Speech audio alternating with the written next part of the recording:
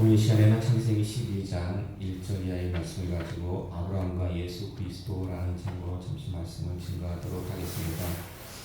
지난 몇 주간 우리는 아브라함을 통해서 아브라함이 하나님으로부터 소명을 받을 때에 함께 더불어서 받은 7가지 복을 살펴보고 있는데요.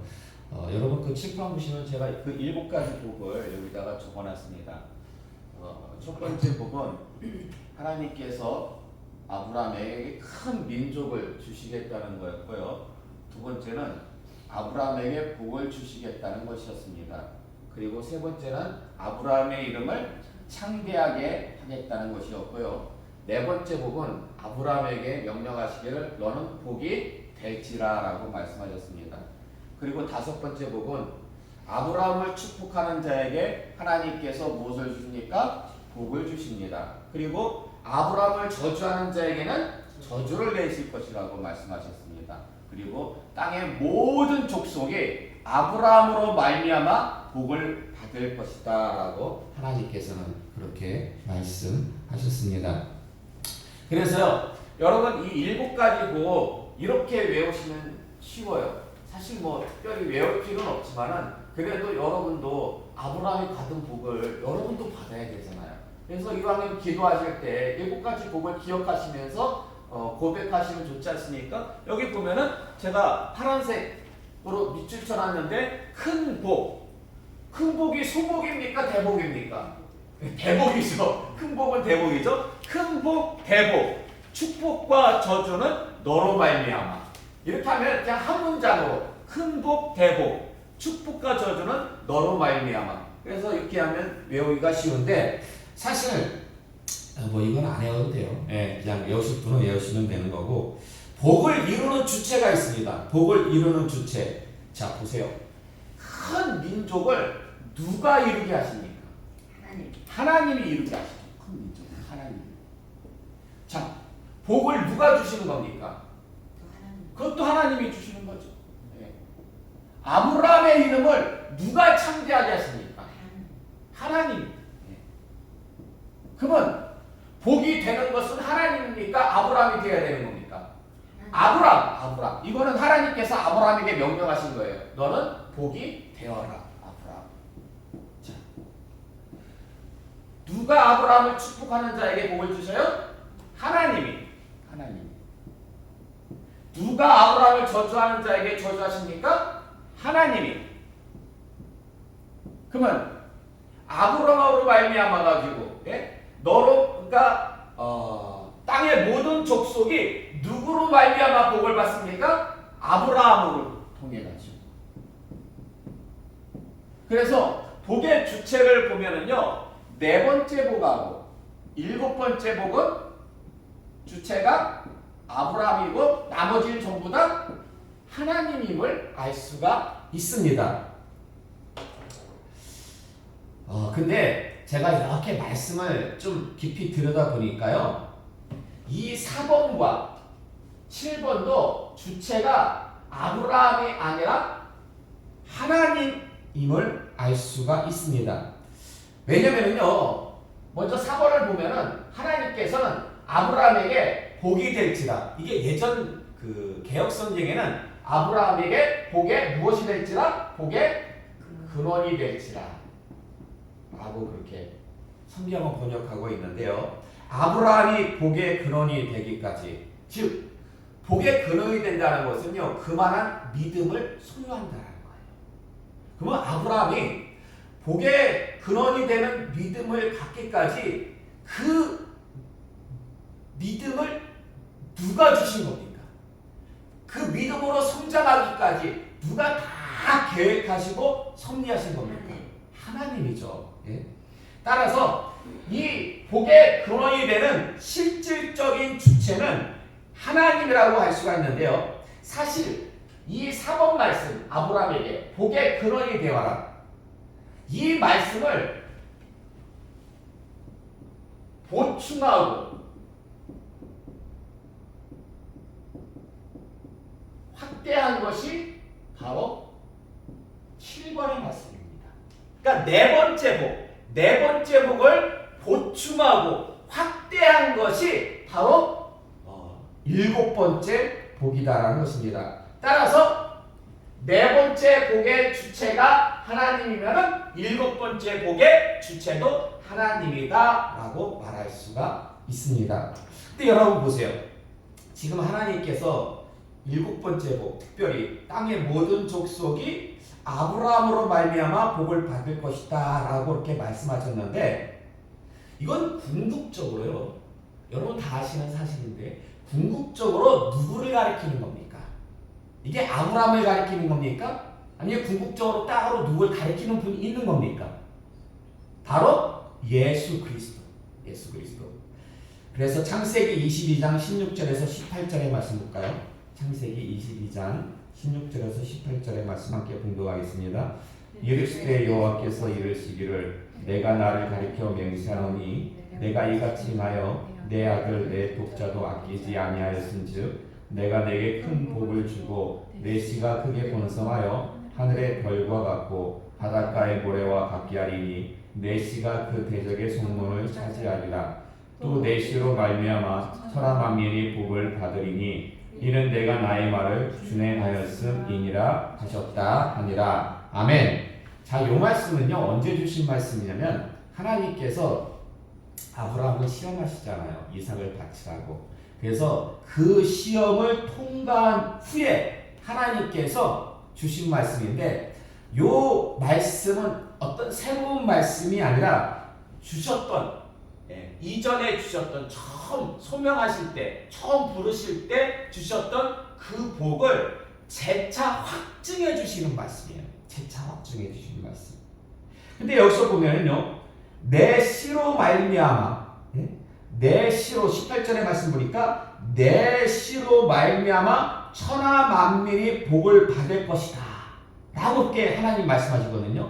그 말씀은 바로 일곱 번째 복, 너로 말미암아 모든 족속이 복을 받을 것이다 라는 말씀에 대한 확증의 말씀이다라는 것입니다. 자, 그래서 갈라디아서 3장 8절과 16절의 말씀 볼까요?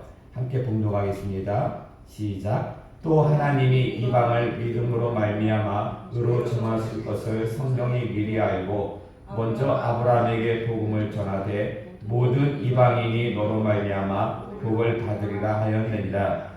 이 약속들은 아브라함과 그 자손에게 말씀하신 것인데 여럿을 가리켜 그 자손들이라 하지 아니하시고 오직 한 사람을 가리켜 내 자손이라 하셨으니 곧 그리스도라. 아멘.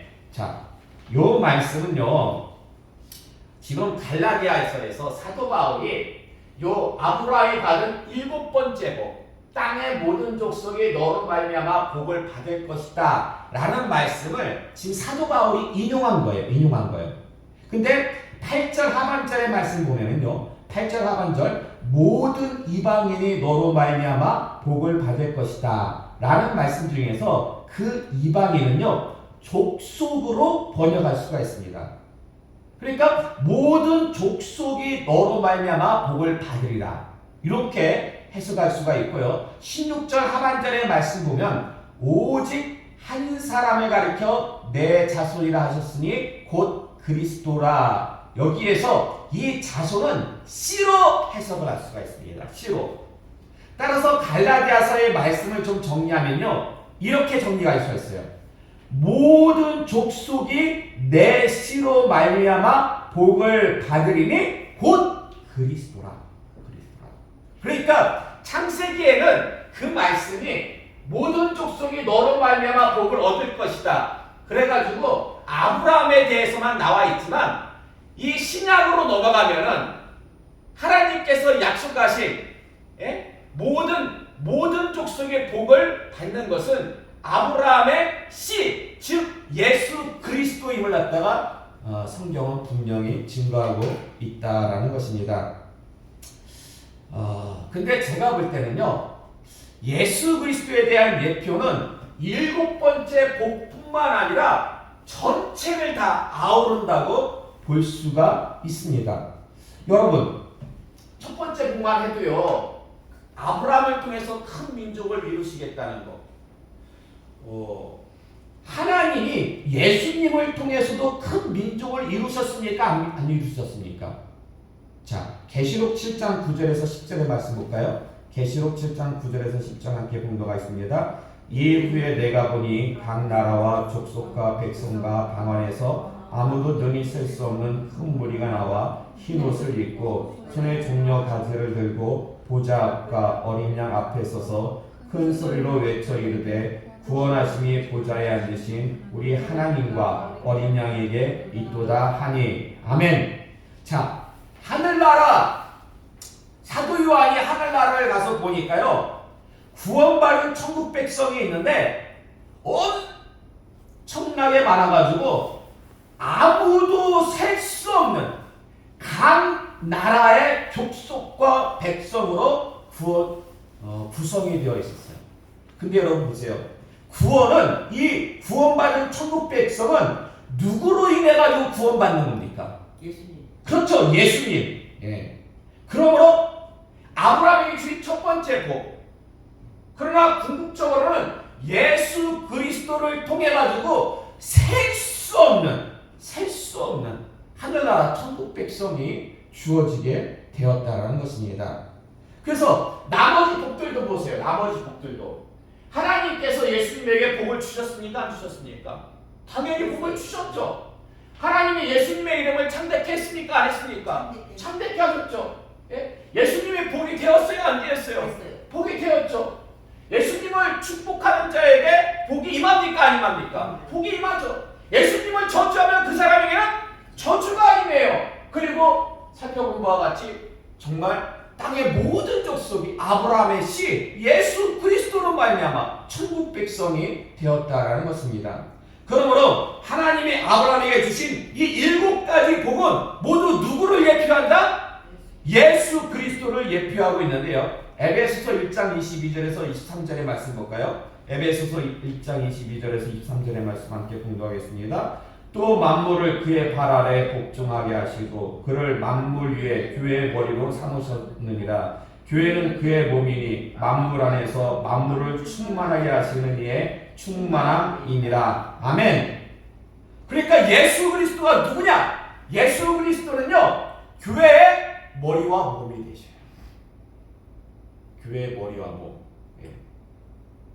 그렇기 때문에 지금 이 아브라함에게 주신 7가지 복이 예수님을 예표한다고 했잖아요. 근데 예수님은 교회의 머리와 몸이 되시기 때문에 결국 이 7가지 복은 예수 그리스도 안에 있는 교회에도 적용이 된다는 것입니다. 예. 그래서요, 여기서 아브라함을 교회로 바꿔도요, 말이 됩니다. 하나님이 교회를 통해서 큰 민족, 구원받은 천국 백성을 이루셨습니까? 안 이루셨습니까? 이루셨죠. 하나님이 교회에 복을 주셨습니까? 안 주셨습니까? 복을 주셨죠. 하나님이 교회라는 이름을 창대하게 했습니까? 안 했습니까? 창대하게 하셨죠. 교회가 복이 되었습니까? 안 되었습니까? 교회는요, 가는 곳마다 복이 되었어요. 그리고 하나님께서 교회를 축복하는 자에게 복을 주셨습니까? 안 주셨습니까? 역사적으로 보면요, 교회를 축복하는 자들에게는 다 복을 주셨어요. 그러면 교회를 저주하는 자에게 하나님이 전을 내리셨습니까? 안 내리셨습니까? 내리셨죠. 우리 그 바로 옆에, 교회 바로 옆에 공터 있잖아요. 예, 공터에 원래 집이 있었대요. 그래서 여기 교회가 처음 들어섰을 때, 그 집에 있는 아들들이 3명 있었는데 그렇게 교회를 핍박했대요. 예. 근데 얼마 지나지 않아가지고 둘째 아들이 그 집에서 목매다가 자살했대요. 그래가지고 그 집 다 허물고 이사한 거였어요. 그러니까 교회를 핍박하는 자들은요, 하나님께서 저주를 내리시기 때문에 그 삶이 결코 행복해질 수가 없다라는 것입니다. 그리고 땅의 모든 족속이 교회로 말미암아 구원의 복을 받게 되었습니다. 그러므로 아브라함에게 주신 이 7가지 복은요, 예수 그리스도뿐만 아니라 예수 그리스도 안에 있는 교회에도 적용이 되는 복인데요. 여러분, 그러면은 정말 중요한 게 뭐냐면 우리가 교회만 다니면 교회 안에만 있으면 7가지 이 복이요 다 똑같이 주어집니까? 아니면 차별적으로 주어집니까? 차별적으로. 여러분 근데 원래 공평한 걸 좋아하는 분 아니에요? 근데 왜 차별적으로 주어집니까? 왜 차별적으로? 어떻게 행하는 자, 오늘 본문 1절 말씀, 창세기 12장 1절 말씀 우리 다시 한번 함께 봉독할까요? 함께 봉독하겠습니다. 시작. 여호와께서 아브라함에게 이르시되 너는 너의 고향과 친척과 아버지의 집을 떠나 내가 내게 보여줄 땅으로 가라. 아멘. 아브라함은요 하나님께 소명을 받고 믿음의 조상이라는 위대한 사명을 이루기 위해서 떠납니다. 어딜 떠납니까? 고향과 친척, 아버지의 집을 떠나가지고 갈 바를 알지 못하고 그냥 하나님께서 인도하시는 대로 그렇게 하나님이 보여주실 땅으로 갔다라는 것입니다. 근데 보세요. 예수님도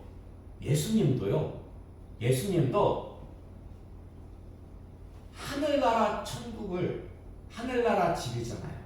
예?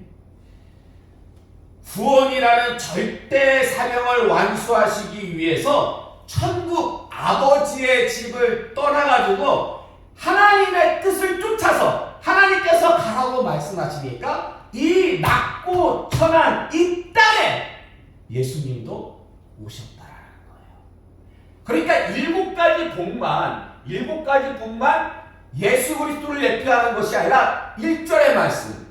아브라함이 지금 고향과 친척 아버지의 집을 떠나서 하나님께서 원하시는 땅으로 갔다는 그 사실도 예수님께서 천국 아버지의 집을 떠나가지고 하나님의 뜻을 쫓아서 구원을 이루기 위해 이 땅에 오심을 갖다가 예표하고 있다는 것입니다. 네. 그러므로 여러분 명심하시기 바랍니다. 아브라함도 그렇고요. 예수님도 그렇고 하나님이 맡기신 사명을 온전히 감당하려면 일단 먼저 뭐 해야 돼요? 떠나야 돼요. 근데 우리에게도 여러분에게도 각자 주어진 사명이 다 있습니다. 다 있어요. 그래서 우리도 우리의 사명을 온전히 감당하려면 어찌 해야 됩니까?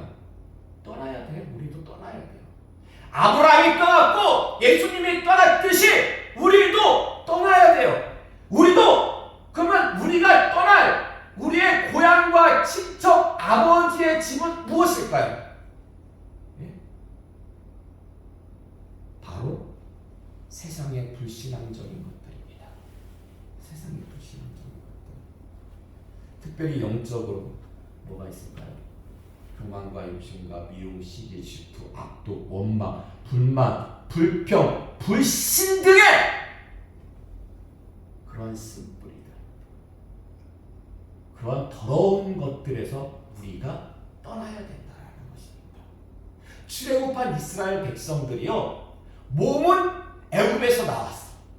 몸은 애굽에서 나왔는데 여전히 그들 마음 안에는요 영적으로 더러운 것들, 교만과 욕심과 미움, 시기, 질투, 악독, 원망, 불만, 불평, 불신 등을 여전히 가지고 있었기 때문에 광야에서 숱한 사람들이 죽고 말았다는 것입니다. 그렇기 때문에 우리가 하나님의 사명을 감당하려면 그런 더러운 것들에서 우리가 떠나야 돼요.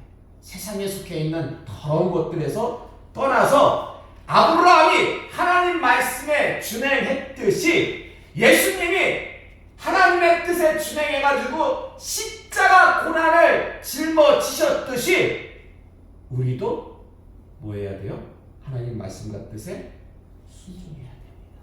이것이 바로 비결이에요. 그러니까 누가 얼마나 더 많이 더 빨리 세상의 불신앙적인 것들에서 떠나 하나님 뜻에 순종하는가 하는 것이 복을 더 많이 받을 수 있는, 더 빨리 받을 수 있는 그러한 비결이다라는 것입니다. 사실 아브라함이 주신 7가지 복, 이거는요 누구에게나 공평히 열려 있습니다. 교회를 다니시는 분이라면. 근데요, 천국은 어떤 자의 것입니까? 천국은 진노하는 자의 것입니다. 예. 누가 더 세상에 불신앙적이고 더러운 것들에서 빨리 떠나 하나님 뜻에 순종하는가 하는 것은요, 여러분의 어깨에 달려 있습니다. 여러분의 어깨에. 부디 이 시간 나오신 여러분은요, 2025년의 성탄절을 맞이해서 매년 한 번씩 보잖아요. 매년 한 번씩. 여러분 나이 많고 여러분 성탄절을 맞이했잖아요. 그저 행사로 12월 달만 되면 행사로 갖는 또 한 번의 아기 예수님 탄생을 축하하는 데만 멈추지 마시고 이제는요, 세상의 더러운 것들을 여러분도 좀 아브라함처럼 버리고 떠나시기 바랍니다.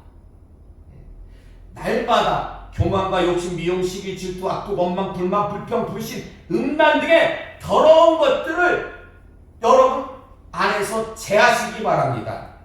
그리고 사랑으로 오직 하나님의 사랑으로 하나님의 뜻에 더욱더 순종하시기 바랍니다. 그러면요, 성탄절이 날마다 새로워질 것입니다. 매년 맞는 성탄절에 더욱더 하나님께서 기뻐하시는 여러분이 산 제물이잖아요. 산 제물. 하나님께서 원하시는 것은 어떠한 이런 예물, 이것도 귀하지만 더 귀한 것은 뭡니까? 여러분이 더 하나님께서 원하시는 복된 모습을 가지고 여러분이 신앙생활하는 것, 이걸 정말 하나님께서 기뻐하시는 모습입니다.